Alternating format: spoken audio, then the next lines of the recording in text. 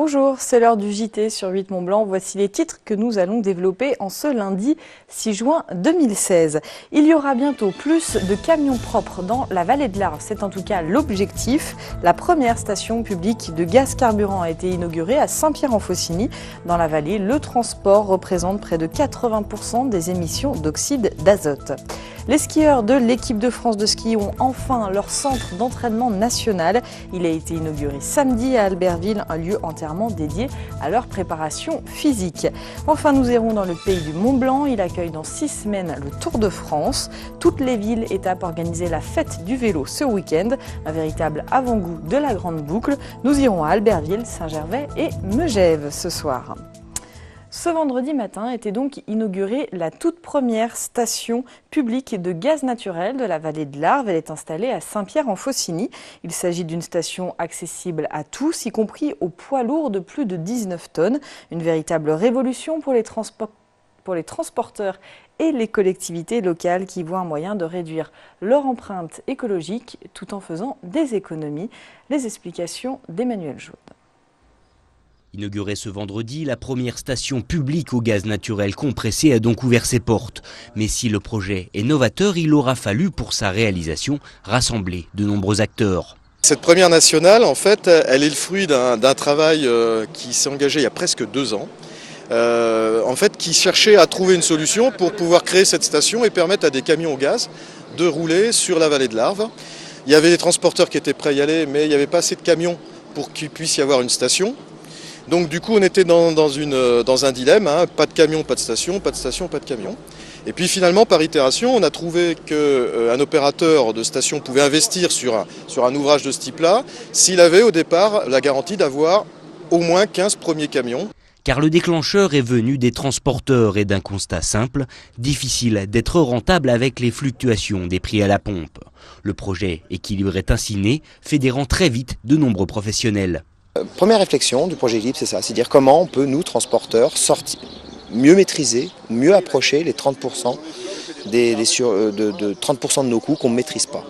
Donc c'était la première réflexion qu'on a vue et on a commencé à recenser un peu des énergies alternatives, parce qu'on a une expérience aussi dans le granulé de bois qui nous a permis de nous ouvrir sur d'autres énergies et comprendre que le monde de l'énergie allait s'ouvrir avec le renouvelable, avec le développement durable.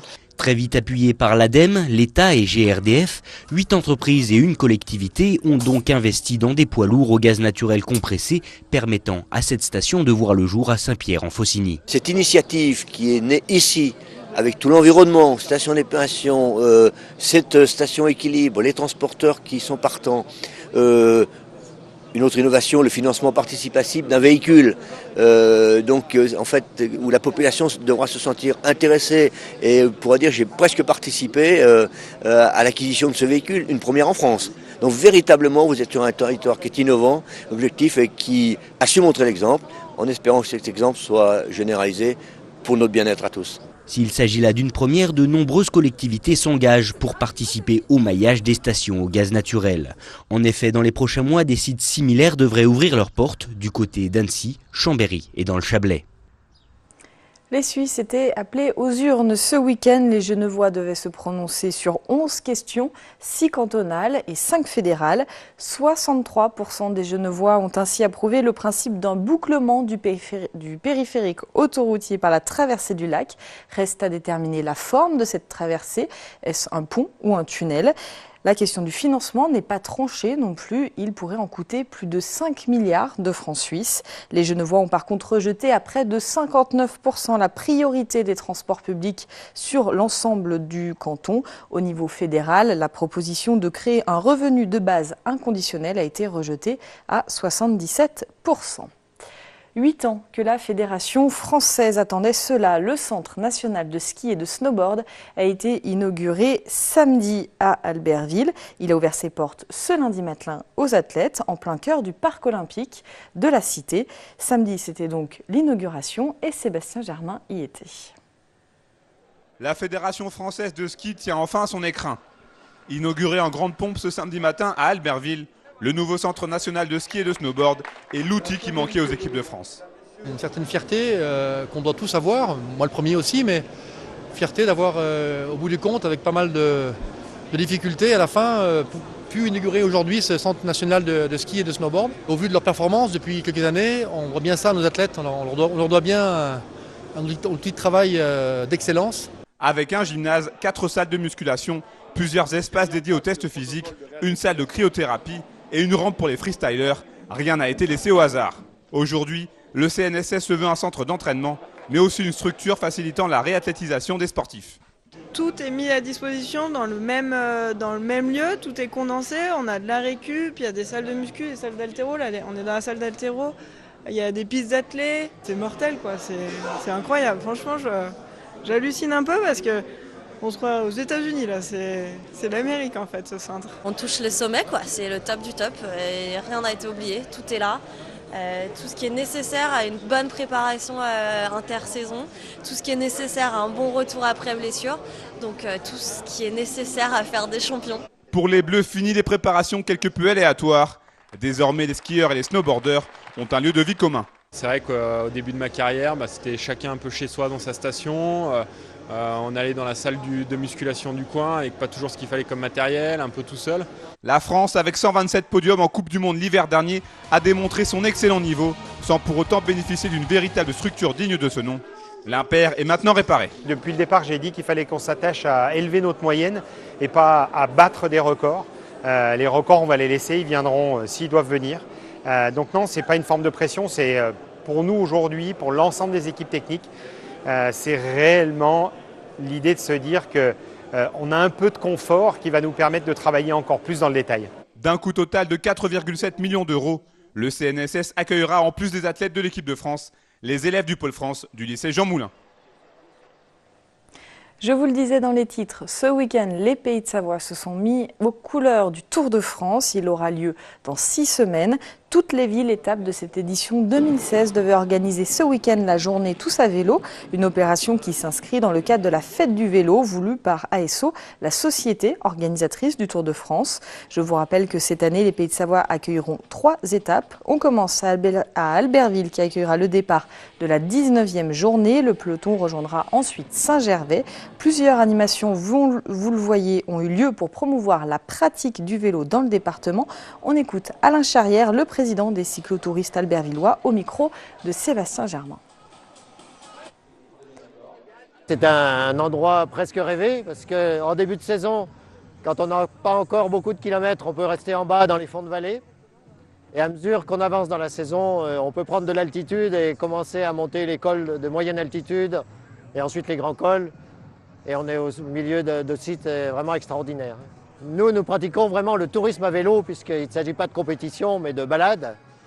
Donc avec plusieurs niveaux évidemment, mais c'est vraiment le vélo à allure humaine et pour pouvoir contempler les paysages et profiter aussi des produits du terroir. Et voilà. On s'est dit, on va voir cette manifestation si ça nous permet de contacter des personnes qui sont intéressées par notre pratique du vélo. Donc là, nous nous occupons de sorties route et également de sorties en véhicule à assistance électrique. Donc les gens s'inscrivent et nous encadrons ces sorties. Et c'est un moyen de nous faire connaître, même d'Albertvillois, parce que certaines personnes pratiquent la bicyclette dans leur coin sans forcément connaître notre association. Et c'est un bon moyen de rencontrer ces gens-là. On l'a dit donc pour cette 19e étape du Tour de France, les coureurs relieront Albertville à Saint-Gervais. La cité thermale a inauguré ce week-end la ligne d'arrivée du Tour. L'occasion de découvrir quelques kilomètres sur lesquels se décideront vraisemblablement le classement de ce Tour 2016. Reportage d'Emmanuel Jaude. 2, 1, partez! Réunis ce samedi matin, ils étaient une soixantaine à s'élancer à l'assaut d'une des dénivellations qui accueillera dans près d'un mois les meilleurs cyclistes du monde. Longue de 9 km, la montée de Saint-Gervais au Bétexte a en effet tout de suite séduit les organisateurs de la Grande Boucle. S'il y a une étape du Tour de France cette année ici au BT, c'est parce qu'il y a eu une belle étape l'année dernière au Critérium du Dauphiné, que ça a beaucoup intéressé Christian Prudhomme et qu'il a choisi de faire cette arrivée là. En plus, l'année dernière, il y avait déjà eu des écarts importants, mais c'était au bout d'une semaine de course. Cette année, dans le Tour de France, ça sera au bout de 3 semaines de course. Donc les écarts risquent d'être encore plus importants. Cette montée risque d'être encore plus sélective que dans le Dauphiné. Ce week-end, il s'agissait donc de l'inauguration de cette ligne d'arrivée en vue du 22 juillet prochain. Pourtant, depuis l'annonce même de la venue du Tour, nombreux sont les amoureux du vélo qui sont déjà venus en repérage. Donc depuis un an, on a eu vraiment beaucoup de cyclistes, que ce soit dans la foulée du Critérium ou depuis les beaux jours, depuis que la neige est partie. Donc c'est vrai qu'on a beaucoup de vacanciers, de touristes, de gens de la région qui viennent faire cette montée en partant de Saint-Gervais ou en partant de Domancy ou en partant de plus loin. Donc je pense qu'effectivement ça permet aussi de mettre en avant Saint-Gervais comme destination vélo. D'ailleurs, le département l'a bien compris, inaugurant du même coup la montée remarquable du Betex et son système de bornes kilométriques indiquant la distance, l'altitude et l'inclinaison de la pente. C'est un label, mais c'est aussi une façon de dire à tous ceux qui pratiquent le cyclotourisme qu'il y a des belles choses à faire en vélo dans notre département, il y en a plein, mais qu'il y a des choses qui sont un peu plus exceptionnelles.